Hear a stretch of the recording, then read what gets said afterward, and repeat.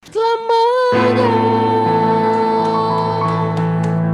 Yang jadi sumber kekuatan kita setiap pagi adalah firman Tuhan, bukan kue cucur, bukan lalampa. Haleluya. Mari kita dengar firman Tuhan, oh sayang. Aduh, itu cookies yang sedap sekali, so disebut bahaya itu. Oke, sambil mendengar firman Tuhan, sambil ngopi, betapa enaknya. Firman Tuhan akan disampaikan oleh orang yang ada di samping Cici Morin.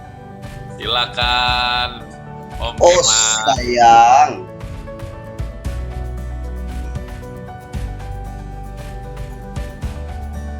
Matching nih, matching. Baju biru, topi biru. Iya, karena kemarin ada tamu jadi harus seragam biru katanya. Iya, terima kasih ya teman-teman. Mantap, mantap, mantap. Saya nggak bisa kontrol suara sebentar. Ya sudah ya. Iya, terima kasih teman-teman buat kesempatan diberikan buat kita semuanya ya untuk dengar firman Tuhan. Puji Tuhan, ini kacamata baca ya, bukan kacamata buat gaya-gaya. Saya malas pakai aja. Karena terlalu ribet pakai kacamata buat saya.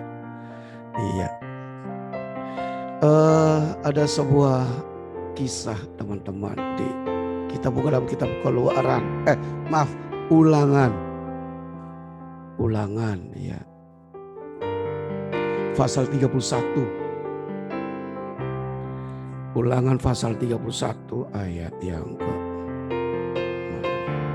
ya, ayat 1 mulai deh ya. Iya. Ulangan 31, Yosua sebagai pengganti Musa. Kemudian pergilah Musa lalu mengatakan segala perkataan ini kepada seluruh orang Israel. Berkatalah ia kepada mereka, aku sekarang berumur 120 tahun. Kita belum ada ya. Aku tidak dapat giat lagi. Tapi dalam ayat lain ditulis bahwa Musa masih kuat. Di fase-fase selanjutnya ya. Aku tidak dapat giat lagi dan Tuhan telah berfirman kepadaku, sungai Yordan ini teman-teman garis bawahi tidak akan kau seberangi. Ayat 3. Tuhan Allahmu, dialah yang akan menyeberang di depanmu. Dialah akan memunahkan bangsa itu dari hadapanmu, sehingga engkau dapat memiliki negeri mereka. Yosua, teman-teman perhatikan kata atau nama Yosua. Dialah yang akan menyeberang di depanmu seperti yang difirmankan Tuhan. Puji Tuhan. Teman-teman, ada beberapa pelajaran yang kita belajar pada pagi hari ini. Yang pertama teman-teman, tidak ada seorang pun yang terlalu penting bagi pekerjaan Tuhan. Kenapa saya bilang begitu? Kita jangan anggap bahwa kita berjasa. Kita jangan anggap bahwa karena kita pekerjaan Tuhan ini maju, karena kita gereja itu maju, karena kita kota ini begitu bla bla bla. Alasannya apa teman-teman? Sekelas Musa saja dia tidak maksudnya saya belajar dari Musa ya teman-teman. Satu, sebelum saya jelasin ya, yang pertama tuh Musa hidup dalam masa-masa yang sulit. Dia lahir pada waktu anak-anak tuh dibuang, mau dibunuh. Tapi Musa ini di hadapan orang tuanya sangat luar biasa. Dan teman-teman, mereka mau menyelamatkan nyawanya. Jadi mereka taruh dia di sungai. Tapi akhirnya kita kan tahu putri Firaun ambil dia. Untung putri Firaun. Coba orang lain yang ambil, entah nafsunya Musa jadi apa. Gitu ya. Akhirnya Musa dididik di dalam hikmat Mesir. Setelah dia besar, dia terpanggil untuk melayani bangsanya. Tapi dia ditolak juga teman-teman. Nah bayangin, lahir tertolak, besar tertolak. Akhirnya dia lari sampai dia dapat penglihatan. Dan dia kembali waktu Tuhan panggil dia juga menolak. Karena apa? Emang dia hidupnya begitu ya, dia gagap ya fasilitnya. Dia ada beberapa alasan menolak panggilan Tuhan. Nah teman-teman belajar sendiri ya.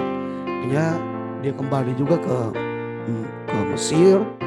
Ditolak juga teman-teman, hidupnya nih penuh dengan ditolak oleh bangsanya sendiri, juga oleh Firaun. Tapi Tuhan menyertai Musa. Nah, waktu setelah dia pimpin bangsanya keluar dari tanah Mesir, ada sebuah kesalahan yang waktu dia naik ke gunung dan dia turun, ternyata bangsanya menyembah lembu emas gitu ya. Itu kalau teman-teman belajar Keluaran 32 keren banget. Nah, teman-teman belajar deh ya. Lalu Musa itu banting 2 loh batu. Buat Tuhan itu maksudnya saya belajar Tuhan tidak menganggap itu sebagai dosa. Tapi mungkin teman-teman belajar yang lain lagi ya. Lalu Tuhan bilang kamu bikin lagi loh batu yang baru. Naik lagi, ada yang baru lagi. Tapi dosa Musa hanya waktu teman-teman dia disuruh menunjuk batu dan ternyata dia pukul 2 kali. Nah, kita belajar bahwa Yesus disalib tidak 2 kali, cukup sekali ya. Nah, karena itu Tuhan bilang, oleh karena kamu tidak percaya kepadaku, kamu tidak akan melihat tanah yang Tuhan janjikan. Karena dosa ini satu saja teman-teman. Nah, lalu teman-teman kita lihat di sini, sekelas Musa yang berhadapan muka dengan Tuhan. Sekelas Musa yang paling lembut hatinya. Sekelas Musa yang membuat mujizat hebat. Sekelas Musa yang sangat dikagumi oleh 3 agama di muka bumi sampai hari ini. Makanya Tuhan kasih privilege atau apa sih? Kasih penghargaan Tuhan yang kubur sendiri Musa. Teman-teman boleh baca dalam Alkitab. Tuhan yang kubur dia sendiri. Tapi teman-teman, orang ini juga pekerjanya harus ada masanya. Maksudnya apa teman-teman? Pekerjaannya Tuhan, Musa dikubur. Tapi pekerjaan Tuhan tetap berjalan terus. Diganti oleh siapa teman-teman? Yosua. Yosua menjadi pengganti Musa. Saya kasih contoh yang lain. Stefanus, seorang yang penuh dengan Roh Kudus. Seorang yang penuh dengan kasih karunia. Mujizat Allah terjadi. Tapi mereka membuat, maksudnya saya singkat saja. Akhirnya Stefanus dirajam batu sampai mati. Stefanus pergi. Siapa yang melanjutkan pekerjaan Tuhan? Paulus, orang yang memimpin memimpin eksekusi terhadap Stefanus itu sendiri. Dan contoh-contoh banyak yang lain, bapak-bapak gereja pergi. Nah, teman-teman, sekarang tiba saatnya zamannya kita. Amin, teman-teman bisa bilang amin. Tapi bukan berarti kita ini, teman-teman, merasa penting dalam pekerjaan Tuhan, tidak. Jangan kita merasa berjasa, jangan kita merasa penting bagi Tuhan, bisa pakai siapa saja teman-teman. Tuhan bisa memakai mimpi orang. Tuhan bisa memakai apapun untuk mentobatkan jiwa. Dan tapi Tuhan juga mau pakai kita teman-teman. Jadi pada pagi hari ini, biarlah kita menyerahkan hidup kita ke dalam tangan Tuhan. Maksudnya biarlah kita mendapat isi hati Tuhan. Yang berikut teman-teman, saya mau ajak kita untuk menemukan spesifikasinya kita dalam pelayanan. Kita kan tidak mungkin sama satu dengan yang lain ya teman-teman. Saya tidak mungkin sama dengan Panglima Kalimantan, Pastor Straksin. Saya tidak mungkin sama dengan Pastor Mark Charles. Saya tidak mungkin sama dengan Pastor Stanley. Saya adalah saya.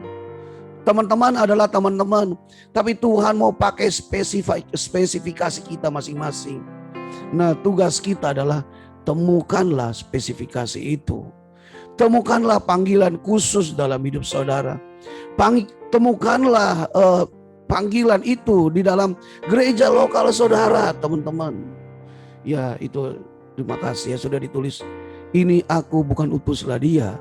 sampai hari ini masih jadi bahan candaan di jemaat yang Tuhan percayakan kami gembalakan.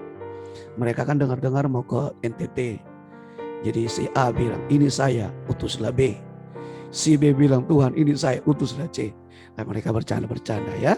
Oke ya, kita lanjut ke sini teman-teman. Kita kembali ke sini. Bahwa tidak ada yang begitu merasa penting dalam pekerjaan Tuhan. Semuanya sama. Jadi kita jangan, ya kita karena punya bercandaan. Ada jadi kayak saya dipanggil imam besar ya terserah lah. Ada yang panggil panglima, ada dipanggil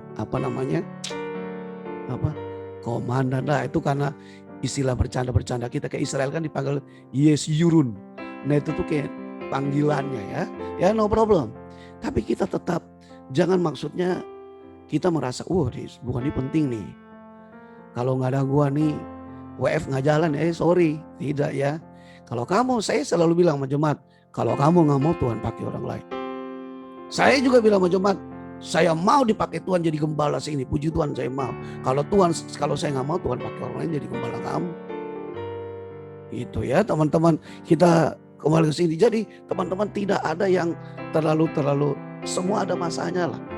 Semua ada masanya. Setiap masa ada orangnya, setiap orang ada masanya. Tapi marilah kita temukan masanya kita. Mari kita temukan time-nya kita. Berapa bulan lalu kita sudah di-share. Kamu berkata 4 bulan lagi waktu menuai. Tapi saya bilang sekarang kata Tuhan Yesus. Nah mari kita temukan itu spesifikasinya. Kita temukan itu teman-teman. Kita temukan, mari temukan panggilan lebih spesifik lagi Tuhan dalam hidup kita semuanya. Saya juga masih bergumul tuh sampai hari ini. Masih bergumul. Tuhan apa yang harus saya lakukan? Apa yang harus kami lakukan? Panggilan apa yang Tuhan mau lakukan bagi gereja lokal kami? Bagi saya pribadi, bagi istri, bagi anak-anak. Apa yang Tuhan mau kami lakukan? Sampai kemarin teman-teman saya mau khotbah di jemaat sendiri. Ada beberapa bahan khotbah saya nggak tahu mau khotbah yang mana. Saya mengalir saja, nggak buat catatan, nggak buat ini itu. Tuhan saya bilang sampai doa mau firman Tuhan. Kasih firman-Mu, saya hanya sebagai alat saja. Nah Tuhan kasih firman yang pas teman-teman. Teman-teman marilah kita saya kembali tegaskan lagi. Mari kita temukan panggilan kita. Temukan visi, temukan panggilan temukan jubah kita. Musa sudah pergi teman-teman. Sekarang zamannya Yosua. Elia diganti oleh siapa? Elisa. Ada teman-teman, jadi marilah maksudnya apa? Jangan kita merasa terlalu, ini gue penting. Enggak teman-teman, semua Tuhan bisa pakai, haleluya. Nah kita tidak usah lama-lama di situ. Nah sekarang apa yang harus kita lakukan pada zamannya kita? Apa yang harus saya lakukan? Di dalam Pengkhotbah 9 ayat 10 ya kalau nggak salah ya. Kerjakanlah apa yang dijumpai oleh tanganmu untuk dikerjakan. Kerjakanlah sekuat tenaga. Apa yang dijumpai oleh tanganmu untuk dikerjakan. Kerjakanlah sekuat tenaga. Karena apa? Supaya kita menemukan panggilan kita masing-masing. Misalnya, Pak Iman mau udah jadi gembala. Iya gembala. Tapi kan Tuhan mau lebih spesifik lagi. Tuhan mau kita spesifik lagi teman-teman. Berapa hari yang lalu waktu saya ke bank urus sesuatu. Saya lagi berdiri di mesin, entah mesin apa, mesin baru kali. Dituntun oleh customer service-nya. Saya berdiri di situ, ada bapak-bapak datang peluk saya dari samping. Bro katanya, celananya kamu bagus sekali. Dia lihat celana saya yang pakai. Ini kamu beli di mana? Saya bilang, saya beli di pasar Kopro, maksudnya kayak pasar Impres. Pasar Kopro dekat rumah kami. Pasar, bukan mall. Saya beli di pasar om. Tapi waktu saya beli di pasar, saya lihat topinya dia. Saya kan pakai topi, saya juga pakai topi waktu itu pakai. Saya lihat topinya dia, wah ini om. Walaupun umur udah 70-an, kayak 17. Dia pakai topi jazz kayak Glenn Fredly, kayak Anmes Kamal yang pakai. Saya lihat topinya. Wah ini opa-opa boleh juga nih saya bilang. Saya lihat bajunya. Wow mereknya, saya tahu mereknya mahal sekali bajunya. Saya lihat bajunya mereknya mahal. Saya lihat celananya, saya lihat sepatunya. Wah, ini bukan orang biasa ini. Opa gaul. Ini opa gaul, ini Firaun ini. Wah, saya bilang dalam hati kesempatan saya masuk di dia. Tapi pas saya mau ngomong sesuatu sama dia, dia kabur. Entah dia lagi ngapain. Saya bilang, Tuhan lewat. Sebenarnya satu jiwa kita bisa jangkau, tapi dia sudah lewat.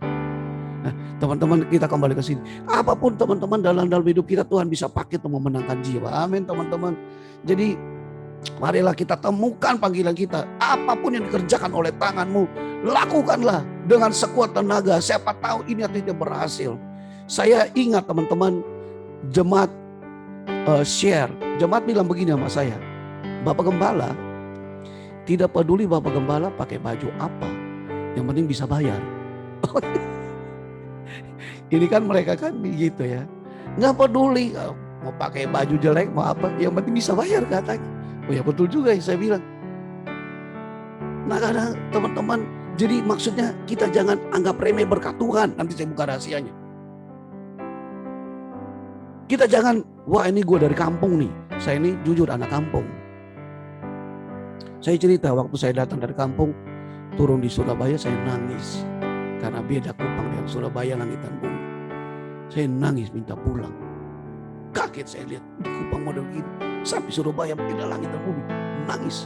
Tapi mau pulang gak bisa. Hidup harus jalan terus. Datang di Jakarta kaget lagi.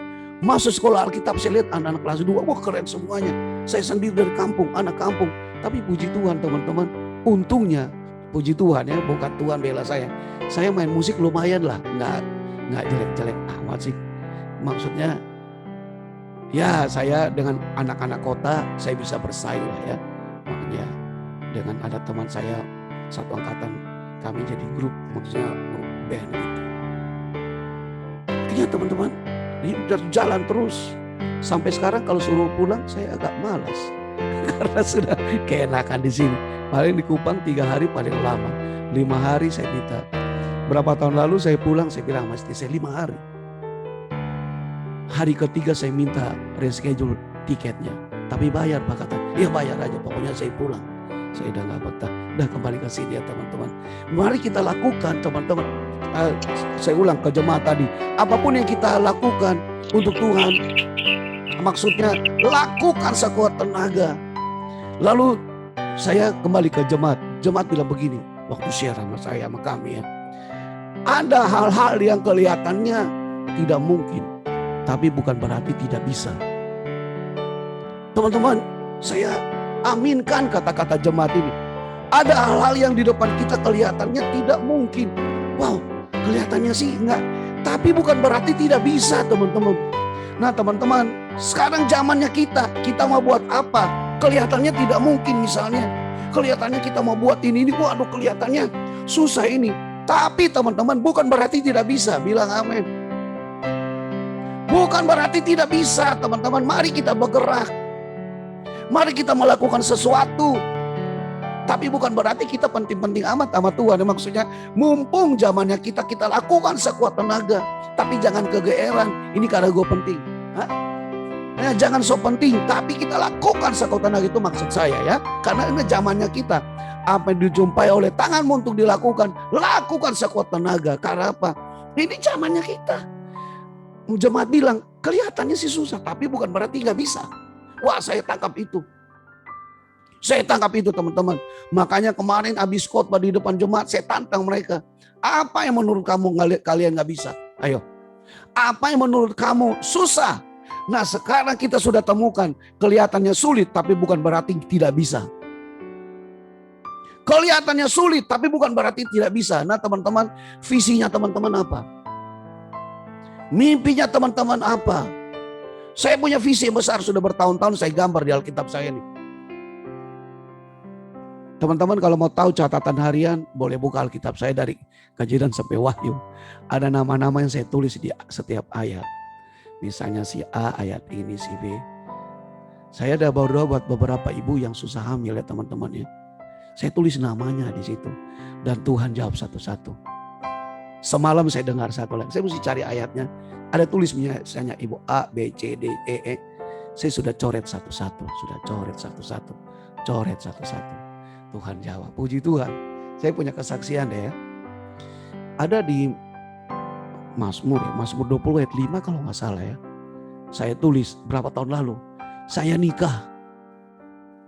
Ternyata tahun ini saya belum menikah. Saya coret lagi. Saya tulis tahun depan lagi. Saya nikah. Tahun itu saya nggak nikah. Saya coret lagi. Saya tulis tahun depannya lagi. Di ayat itu Mazmur 20 ayat 5. Kurang lebih ayatnya begini. Tuhan akan memberikan apa yang dimaui hatimu. Kalau nggak salah ya. Kalau nggak salah bunyinya begitu. Ternyata tahun itu saya menikah. Akhirnya saya menikah. Kami menikah. Iya. Akhirnya ini ceritanya. 2008 saya tulis 2008. Saya langsung coret aja gitu. Berarti tahun ini saya berperkara dengan Tuhan. 2008 saya langsung coret. Set. Berarti 2009 saya tidak akan tulis lagi. Teman-teman, mau tahu Tuhan bekerja, mau tahu banget atau biasa-biasa aja? Ayat yang dikhotbahin waktu saya nikah, ayat itu. Ayat waktu hamba Tuhan berkati kami sebagai suami istri, ayat itu yang saya tulis.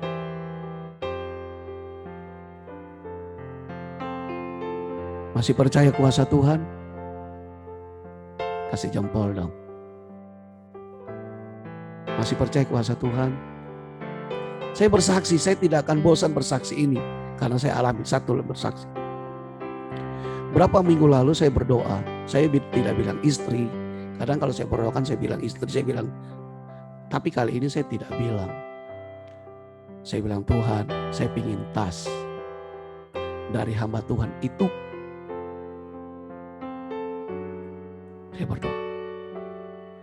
Saya berdoa begini teman-teman. Kalau Tuhan berkati saya dapat tas dari hamba Tuhan itu. Itu catatan saya. Kalau Tuhan berkati saya dapat tas dari hamba Tuhan. Bukan tas LV teman-teman. Salah satu orang terkaya di dunia yang punya tas LV. Bukan. Ya ampun, itu tas juga orang kaya gak mau pakai kali ya. Cuma saya berperkara. Jangan buka rahasia dulu.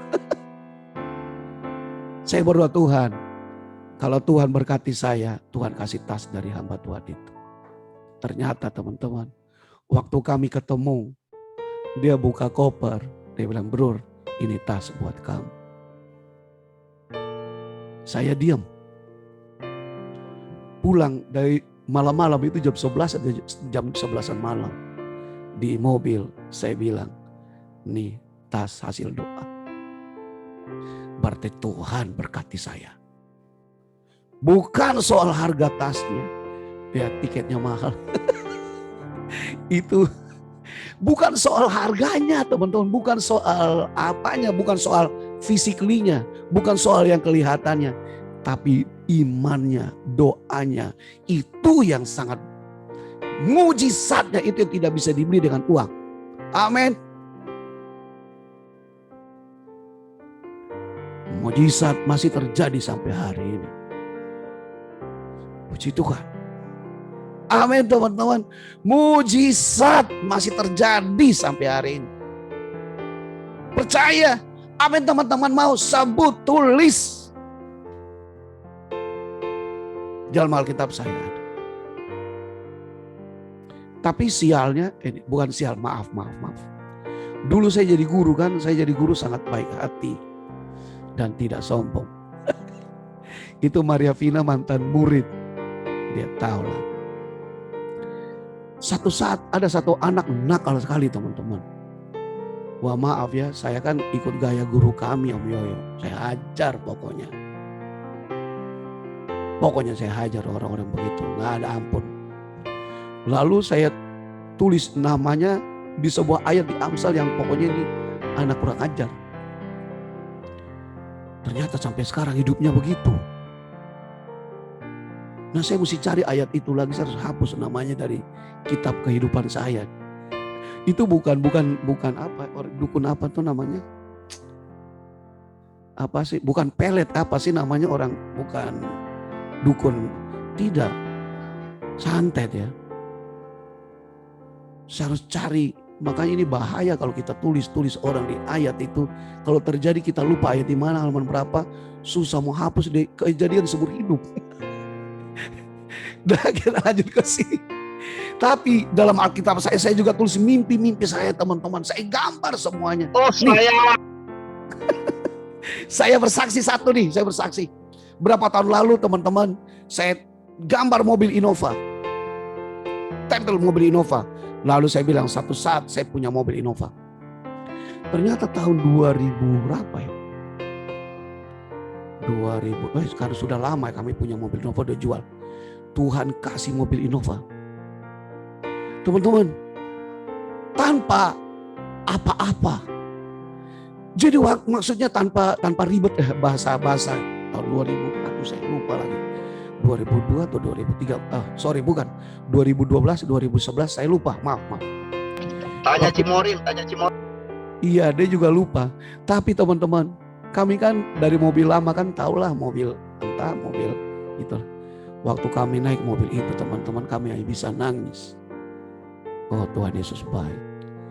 Ini yang saya gambar bertahun-tahun. Ini yang saya gambar bertahun-tahun. Tuhan kasih. Tidak ada yang mustahil bagi Tuhan. Amin. Nih, saya mau kasih satu ayat nih. Saya minta sedikit waktu lagi ya. Ada 2 ayat lagi saya mau kasih. Kenapa kita tidak boleh mengecilkan kuasa Tuhan? Ulangan 28 ayat 12. Ulangan 28 ayat 12. Saya bacakan. Tuhan akan membuka bagimu perbendaharaannya yang melimpah, yaitu langit, untuk memberikan hujan bagi tanahmu pada masanya dan memberkati segala pekerjaanmu, sehingga engkau memberi pinjaman kepada banyak bangsa, tetapi engkau sendiri tidak meminta pinjaman. Teman-teman, waktu Tuhan Yesus menerima 5 roti 2 ikan, dia pegang 5 roti 2 ikan, dia lihat ke langit. Coba teman-teman baca ulang-ulang deh ya. Waktu dia terima 5 roti 2 ikan, dia lihat ke langit. Lalu yang kedua mengucap syukur. Kenapa lihat ke langit? Langit adalah gudangnya Tuhan. Besar.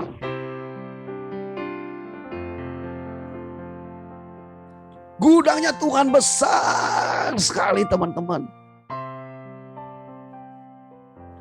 Milikilah mimpi yang besar. Milikilah visi yang besar. Kelihatannya susah, bukan berarti tidak bisa. Ingat, kelihatannya susah, bukan berarti tidak mungkin. Kelihatannya berat, tapi bukan berarti tidak bisa. Saya ingat kata-kata jemaat. Karena apa teman-teman? Tuhan punya gudang yang besar. Waktu saya tinggal di Kupang, teman-teman, kami itu kalau saya mau bilang, maaf ya, miskin. Saya kalau mau dengar musik harus dengar di tetangga. Karena papa kami kan tuh jualan di pasar, jual jeruk di pinggir-pinggir jalannya. Hampir tidak pernah makan pagi. Makanya kami kebanyakan sakit asam lambung, makan juga ubi teman-teman. Ya gitulah nanti. Karena miskin kami besar dari kemiskinan itu, saya terpacu untuk menabung uang. Sampai sekarang hobi saya tabung uang. Karena emang kami besar dan kami bertolak dari tidak punya apa-apa. Yang saya mau cerita, kalau mau dengar musik saja saya ke rumah tetangga. Waktu saya jadi pengerja teman-teman, saya paling suka kerja di ruang tamu. Karena di ruang tamu ada Bapak Gembala punya tape yang saya paling suka dengar. Jadi saya kerja lama-lama lapin itu di ruang tamu supaya hanya bisa dengar musik teman-teman.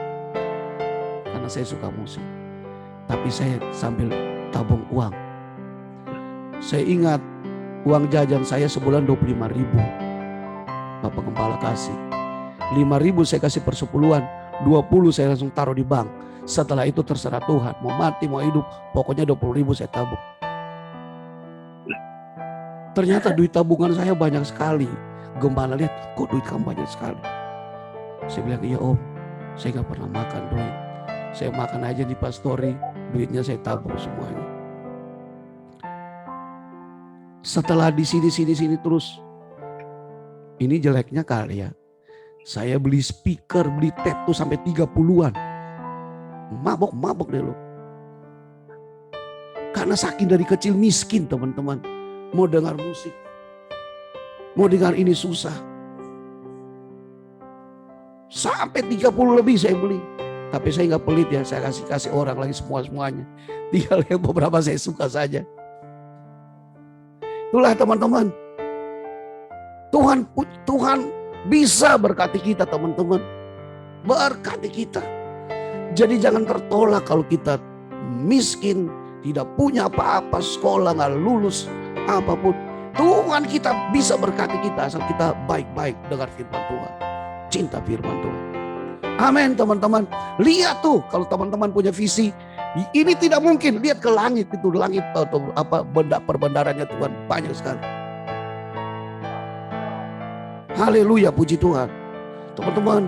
Wah kalau mau bersaksi banyak sekali. Nanti kapan-kapan deh ya. Ada satu ayat yang saya mau kasih.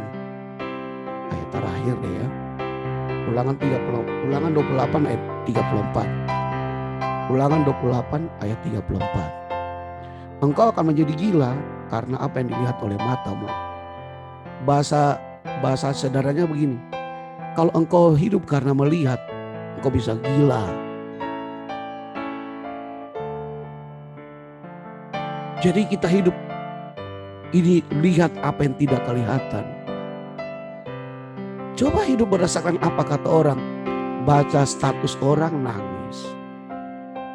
Maaf ya, bukan saya ngomong seseorang, tidak. Tapi lebih baik kita bacain status Tuhan Yesus daripada status orang-orang yang tidak jelas. Amin. Karena engkau menjadi gila dilihat oleh matamu. Daripada kita lihat ini, saya ingat guru saya Om Yoyo kalau ajar kita, Om Yoyo kalau kalian khotbah jangan lihat ini, lihat saja di atas kepala semua sama. Saya ingat sampai sekarang pengajaran guru kami. Maksudnya apa teman-teman? Marilah kita jangan hidup karena melihat yang tidak kelihatan. Lihat apa? Lihat langit. Abraham waktu dijanjiin Tuhan, malam dia lihat langit, siang dia lihat pasir. Oh itu keturunanku. Ada yang salah melihat Abraham siapa? Lot. Dilihat seperti taman Tuhan.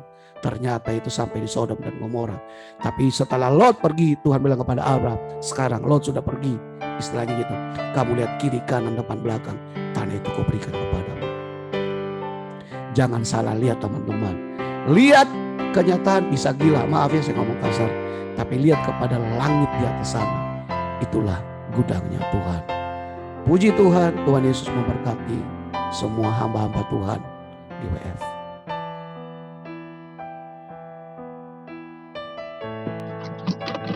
Haleluya. Puji Tuhan, puji Tuhan. I am that I